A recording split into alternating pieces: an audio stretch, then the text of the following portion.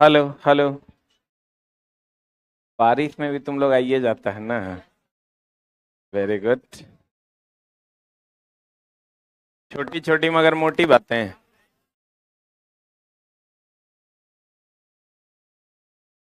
क्या चीज का बैच है? ये फाउंडेशन है ना। अच्छा, फिजिक्स केमिस्ट्री ट्रेड क्या चल रहा है? फिजिक्स में क्या चल रहा है? अच्छा, स्टार्ट होने वाला है। जीडीसी वाला बैच ऐड करिए हो ना। अच्छा ऐसा। बाप रे। कितना दिन के बाद फिजिक्स हम आज स्टार्ट करने वाले हैं। आइए आज हम लोग फिजिक्स की दुनिया में चलते हैं। पहला अध्याय लगाए हो ना। क्या लगाए हो? Class schedule unit and dimension class one. Very good.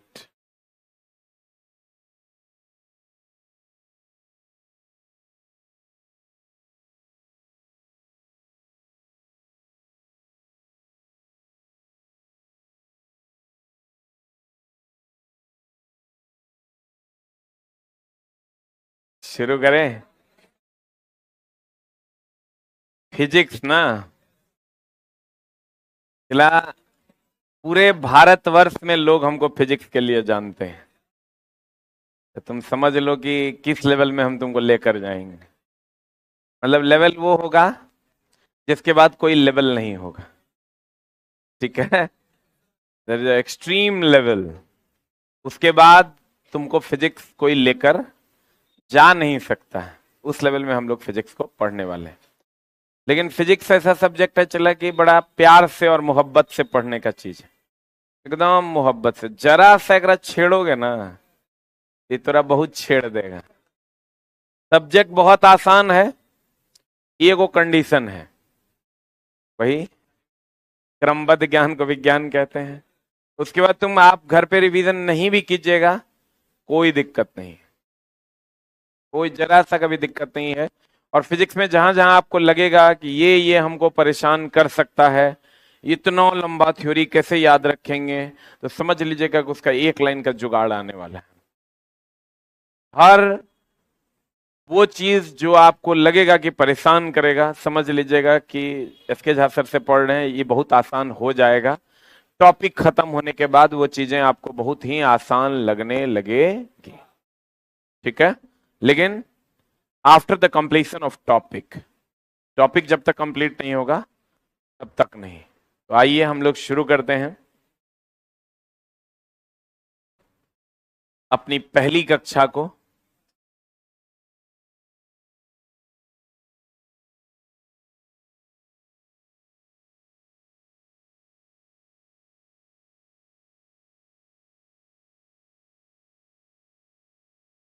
First one is भौतिक राशि, है ना।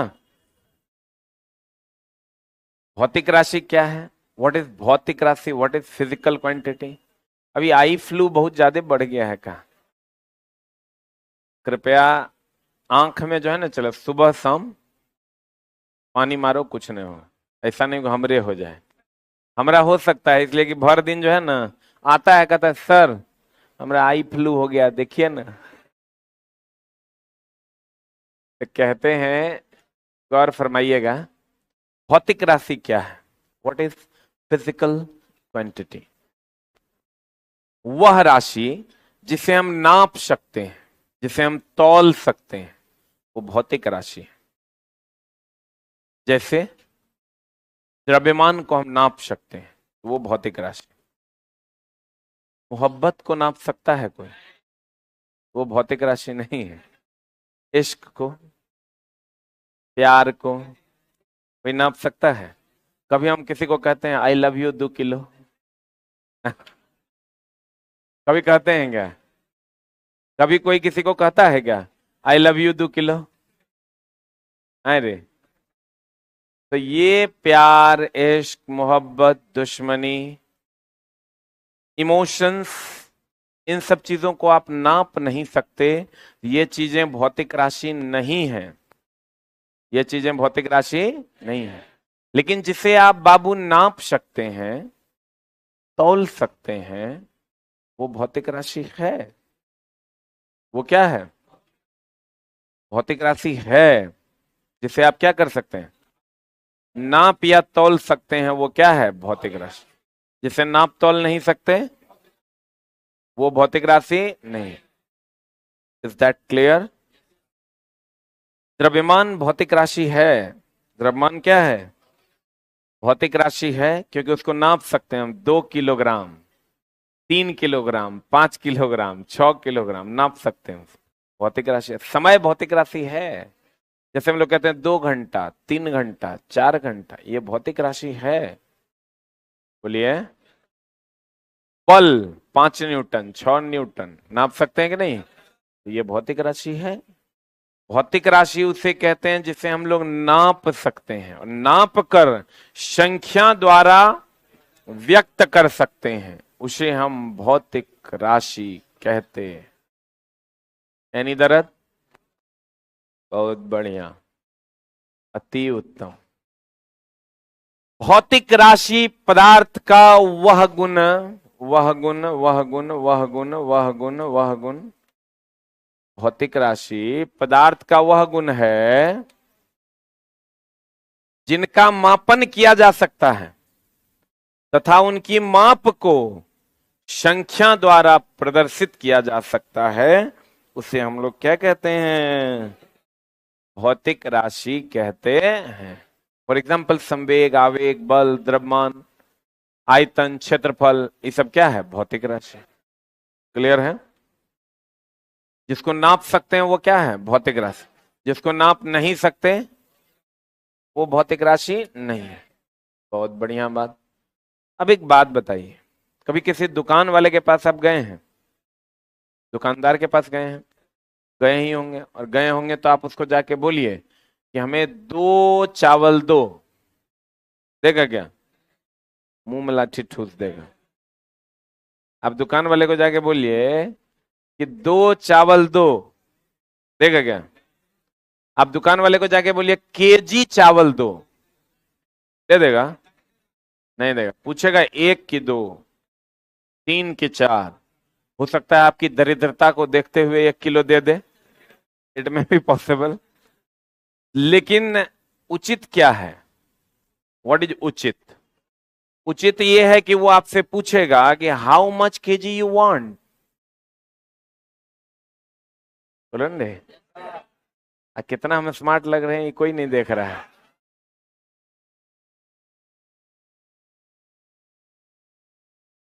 हम सोच रहे हैं नया पैंट, नया शर्ट, नया जूता, साला कोई वैल्यू नहीं है मेरा।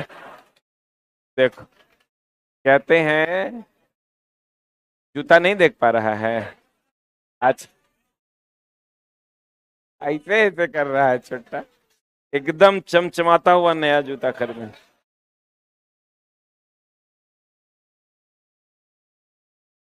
बहुत दिन के बाद सब, अभी लगातार नया ड्रेस आएगा ये पूरा सप्ताह। तो कहते हैं अगर हम किसी भौतिक राशि को चला व्यक्त करते हैं तो व्यक्त करने के लिए जैसे हम कहेंगे 2 चावल दो, नहीं देगा। केजी चावल दो, फिर भी नहीं देगा। देगा क्या? नहीं देगा। आप कहते हैं अगर आप कहिएगा 2 केजी चावल दो तो दे देगा कि नहीं? किसी भी भौतिक राशि को व्यक्त करने के लिए हमें 2 चीजों की आवश्यकता होती है। इधर देखो, किसी भी भौतिक राशि को व्यक्त करने के लिए, जैसे हम लोग कहते हैं 2 केजी, 2 केजी, 2 क्या है? संख्या है। केजी क्या है? मात्रक। 2 क्या है? संख्या। केजी क्या है? मात्रक। किसी भी भौतिक राशि को व्यक्त करने के लिए हमें 2 चीजों की आवश्यकता होती है, एक मात्रक और दूसरा संख्यात्मक मान। एक मात्रक, दूसरा संख्यात्मक। 2 लीटर में लीटर मात्रक है, 2 मीटर में मीटर मात्रक है, 2 सेकंड में सेकंड मात्रक। बोलो हाँ कि नहीं? 2 सेकंड में सेकंड क्या है? सेकंड क्या है? क्लियर है? पक्का? 2 किलोग्राम, किलोग्राम क्या है? मात्रक। 2 सेकंड, सेकंड क्या है? मात्रक। सही है, बहुत बढ़िया बात। तो किसी भी भौतिक राशि को व्यक्त करने के लिए हमें दो चीजों की आवश्यकता होती, क्या क्या? मात्रक और संख्यात्मक मान। बोलो हाँ कि ना? मात्रक और संख्यात्मक मान। मात्रक हो गया केजी और संख्यात्मक मान हो गया 2। सही है ना? बहुत ही उम्दा बात, बहुत ही बढ़िया बात। कहते हैं, गौर फरमाइएगा क्या कहते हैं। किसी भी भौतिक राशि को व्यक्त करने के लिए दो राशियों की आवश्यकता होती है। कितने राशियों की? कौन कौन? संख्यात्मक मान और मात्रक। संख्यात्मक मान और क्या? मात्रक। दो क्या है? संख्यात्मक मान। केजी क्या है? मात्रक। दो क्या है? केजी क्या है? मात्रक। तो किसी भी भौतिक राशि को व्यक्त करने के लिए कितने चीज चाहिए? दो। कौन कौन? संख्यात्मक मान और मात्रक।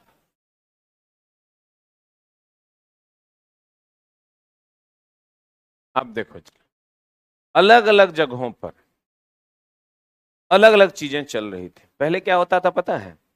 जैसे मान लीजिए कि आपको, आपकी शादी हो गई, आपको हनीमून मनाने जाना है स्विट्जरलैंड, या Goa is not the good place.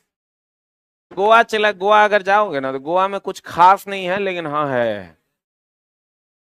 अब गोवा में जैसे है क्या, वहां पे डांस बार, पब, दारू की भरपूर व्यवस्था और बीच है, और कुछ नहीं। वहां जाओगे तो लोग जैसे चावल मछली खा रहा है तो साथ में 1 बियर प्लीज। जैसे यहाँ हम लोग क्या कहते हैं, 1 गिलास पानी देना, वो लोग कहता है। लोग खड़े खड़े मार रहे हैं, जैसे लोग कोल्ड ड्रिंक पीता है इधर, वैसे उधर लोग खड़े खड़े बियर मार लेता है। और बहुत ज्यादा उन लोगों को फर्क नहीं पड़ता। एगो मछली ले लेगा, आराम से एगो बियर मार लेगा। एगो हम लोग हैं, मतलब पानियों जो है रोडे पर से लाना पड़ता है, वो घर में उपलब्ध नहीं है, खरीदिए के ना पानी लाता है। तो मान लेते हैं कि तुम हनीमून के लिए स्विट्जरलैंड जाना चाहता है, तो बिया होगा, बिया होने के बाद 3 महीने की ट्रेनिंग होगा, तभी तो स्विट्जरलैंड जा सकता है।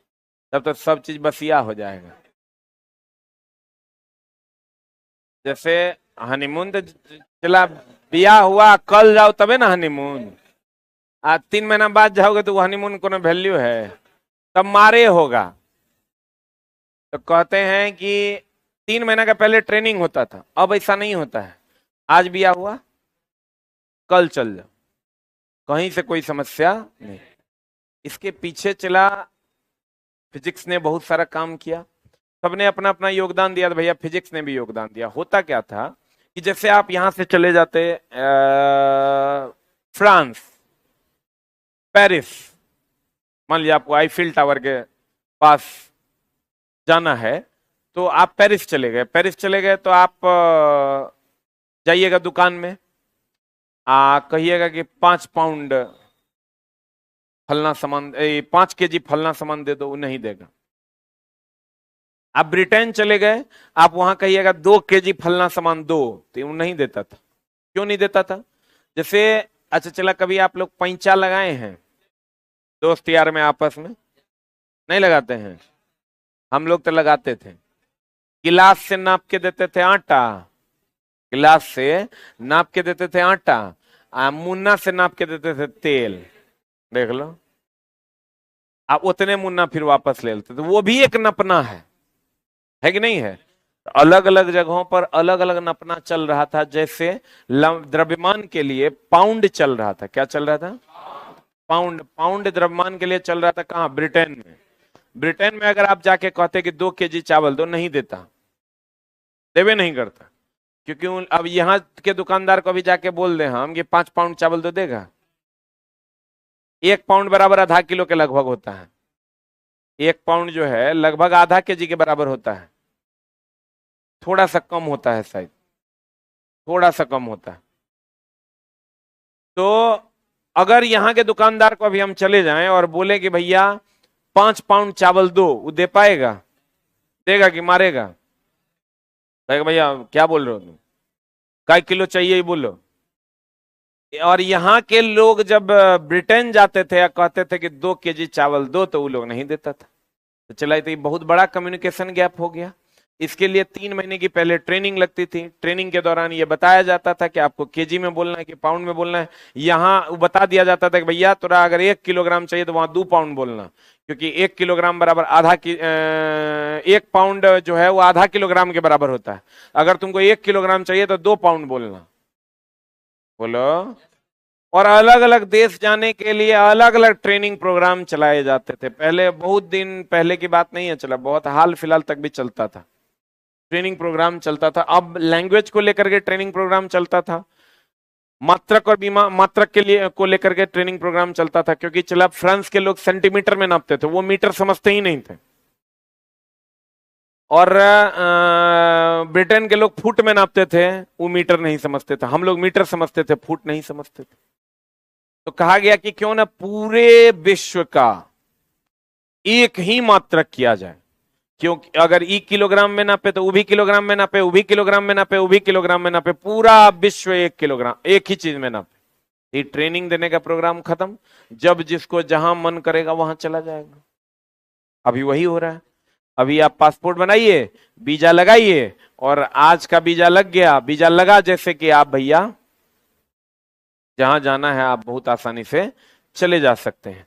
तो कहने का मतलब ये हुआ चला कि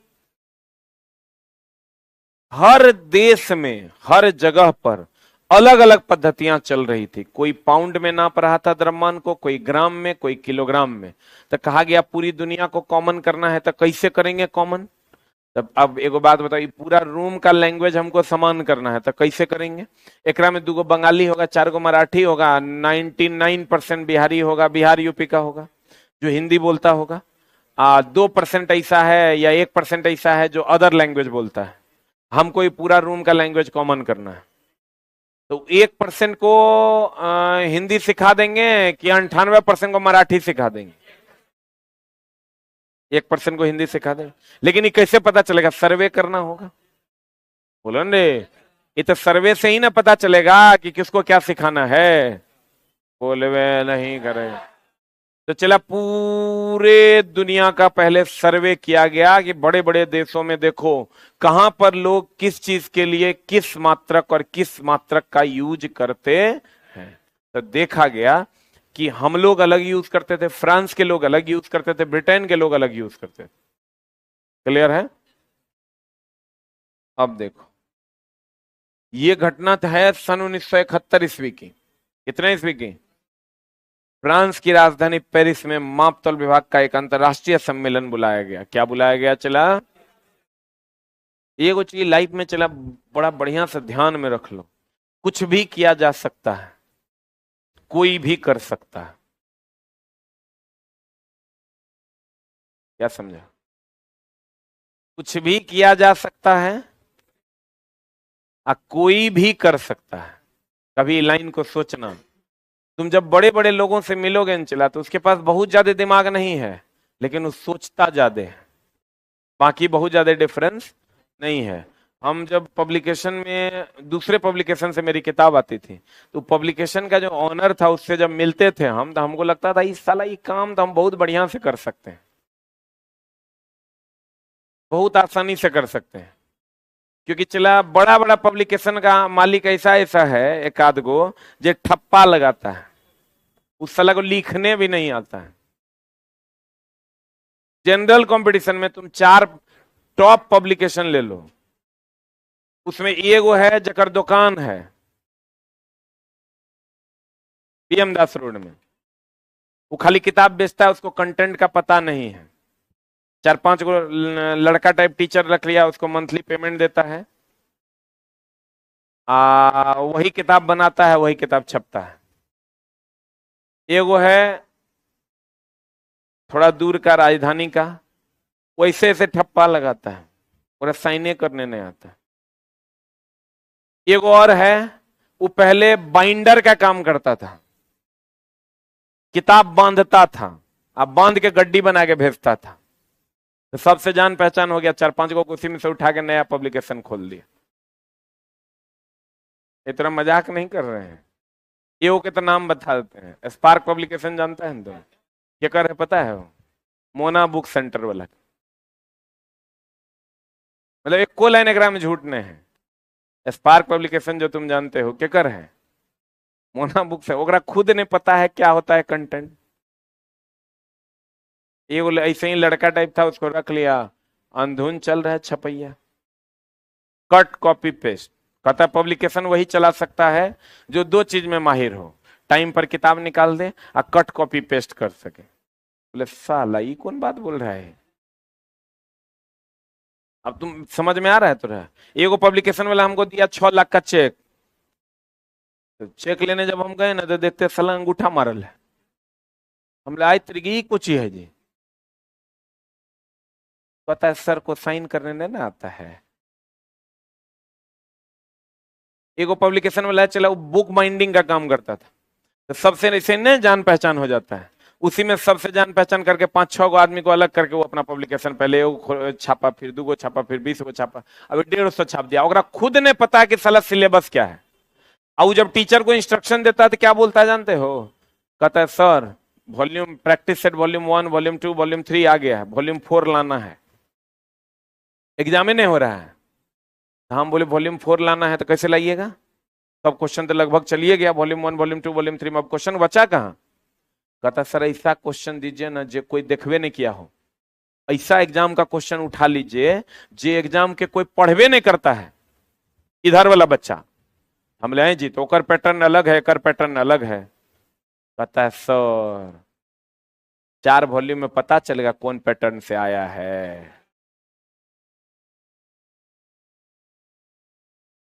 4 वॉल्यूम में बच्चा को याद रहता है, अब बच्चा प्रैक्टिस सेट लेता है तो पढ़ता है।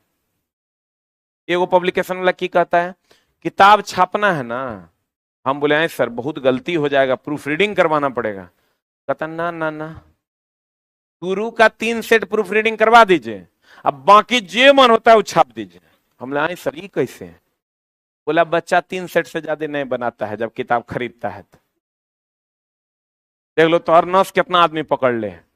अब बात भी यही है कि नहीं है? 99% बच्चा 2 से 3 सेट बनाता है, फिर किताब पेंडिंग में चल जाता है। बोला टाइमिंग इंपॉर्टेंट है, कंटेंट नहीं। हम बोले अरे साला ये काम तो हम बहुत बढ़िया से कर सकते हैं, मतलब ये काम मतलब गंदा वाला नहीं, बढ़िया वाला काम, ठीक है ना? तो ऐसा ऐसा बात चला है। अब तुम बहुत सारा है जगह हम नाम नहीं लेंगे, लेकिन वैसा वैसा पब्लिकेशन है चला जो तुम सोच। अभी तक तुम लोग लूसेंट पढ़ रहा है ना, लूसेंट पब्लिकेशन के साथ क्या हुआ, लूसेंट के साथ तुम लोगों को नहीं पता है। आज तक हुआ क्या, पहले का पैटर्न अलग था, अभी का पैटर्न अलग है, बदल गया। साइंस का पैटर्न बदल गया। पहले जो प्रदीप जी लिखे थे किताब, तो पब्लिकेशन वाला उसको रॉयल्टी नहीं दिया, तो दोनों में हो गया झगड़ा। दोनों में क्या हो गया? झगड़ा। झगड़ा हो गया तो ये बोलता है अब हम पिछले 5 साल से कि हम बुक अपडेट नहीं करेंगे जब तक मेरा पैसा नहीं दो। केस भी कर दिया। अब बच्चा को थोड़े पता है कि बुक अपडेट नहीं हुआ है। बच्चा के जो पूर्वज हैं वो कह रहे हैं हमरा वही किताब से नौकरी हुआ था, क्योंकि उनको हो गया था, क्योंकि उस टाइम पैटर्न वही था। अब पैटर्न बदल गया, दोनों में हो गया झगड़ा। आपको बुक वही है, आप पूर्वज अभी तक है ये हैं। अब पूर्वज अपने परिवार में व्यस्त हो गए, उनको पता नहीं है कि पैटर्न बदल गया है। तो वो क्या कहते हैं, हेलो कौन किताब पढ़ रहा है, किताब पढ़ो। बच्चा उठा के ले जाकर पढ़ लेता है। बच्चा को लगता है चाचा को यह नौकरी हुआ था, और चाचा को फुर्सते नहीं है कि पैटर्न ये बात को समझेंगे। RS अग्रवाल तुम लोग पढ़ता था ना, एस चांद का, दोनों का हो गया झगड़ा। RS अग्रवाल पिछले 8 साल से अपडेट नहीं हुआ, किसी को पता है? किसी को नहीं पता है। RS अग्रवाल ने सर ने अपना खुद का पब्लिकेशन खोला, उसका नामों तक तुम नहीं जानते हो। जानते हो क्या? नहीं जानते हो। तुम कहते हो RS अग्रवाल, किस पब्लिकेशन का वो नहीं पता है। अभी भी तुम वही खरीद रहे हो। किताब के साथ क्या हुआ, दोनों में कैसा कैसी हो गया। हाँ, mirror of common error student friends का आता था, अशोक सिंह सर का। दोनों में आना धून चल रहा है फटाफट। तो चला जी, अब बच्चा क्या कर रहा है भैया, बच्चा को तो पूर्वज कह रहे हैं आर्य सगवल खरीदो, अब आर्य सगवल पढ़ोगे नहीं होगा रिजल्ट, क्योंकि क्वेश्चन का पैटर्न गया है बदल। कहने का मतलब यह हुआ कि कोई भी कुछ भी कर सकता है, सोचने का हुनर चाहिए। जब ये मापतौल विभाग का अंतर्राष्ट्रीय सम्मेलन हो रहा था, तो उससे पहले तुम समझो चला कि भारत में कम से कम 5,000 ट्रेनिंग सेंटर था। बॉर्डर साइड में जितना भी राज्य था, हर जगह ट्रेनिंग सेंटर्स खुले हुए थे। 5,000 6,000 फीस लेकर के वो ट्रेंड करते थे लोगों को। और ये ट्रेनिंग सेंटर बंद हो गया जब 1971 ईस्वी में फ्रांस की राजधानी पेरिस में मापतौल विभाग के अंतर्राष्ट्रीय सम्मेलन में यह डिसीजन लिया गया कि पूरे विश्व का एक ही मात्रक, एक ही बीमा हो। तो कहा गया ठीक है, पूरे विश्व का होगा तो पहले स्टडी कर लो कि जो सबसे ज्यादा चलता होगा उसी को कॉमन कर देंगे। तो जब स्टडी किया गया चला, तो एक आया सीजीएस पद्धति, एक आया एफपीएस पद्धति, और एक आया एमकेएस पद्धति। कितनी पद्धतियां आई? 3। कौन कौन? सीजीएस, सीजीएस बोले तो सेंटीमीटर। सेंटीमीटर किसके लिए? लंबाई के लिए। ई फ्रांस में चलता था। ग्राम किसके लिए?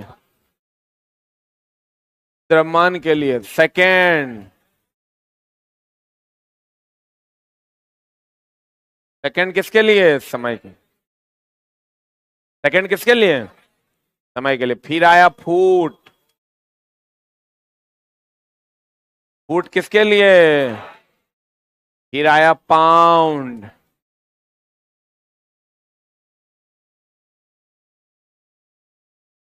पाउंड किसके लिए? द्रव्यमान। सेकेंड किसके लिए? समय। फिर आया चला एमकेएस, मीटर किसके लिए? लंबाई के लिए। फिर आया किलोग्राम, किसके लिए? द्रव्यमान के लिए, द्रव्यमान के लिए। फिर आया सेकेंड, किसके लिए? समय। ये चलता था चला फ्रांस में। कहां चलता था ये चलता था मेरी जान फ्रांस में। कहां चलता था?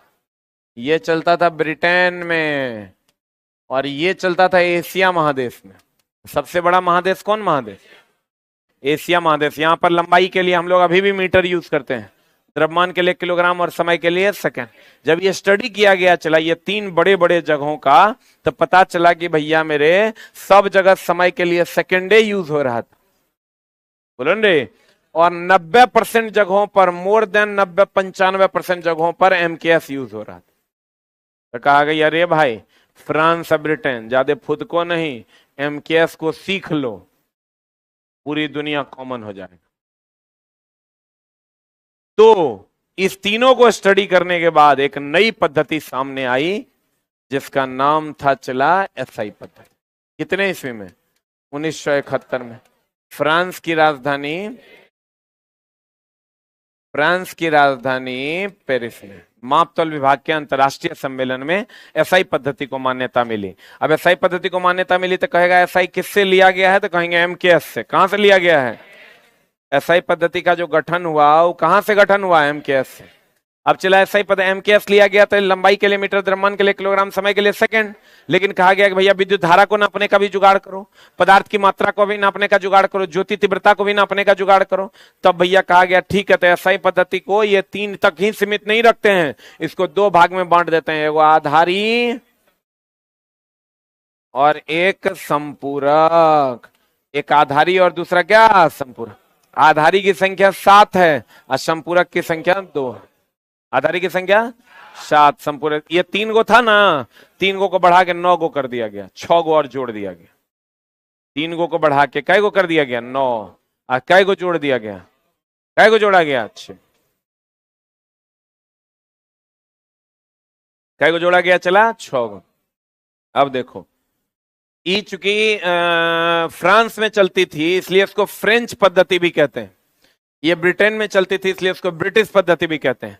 देखो इस सेंटीमीटर में मीटर है ना, इसमें भी मीटर है, तो ये दोनों को मीटरी पद्धति भी कहते हैं।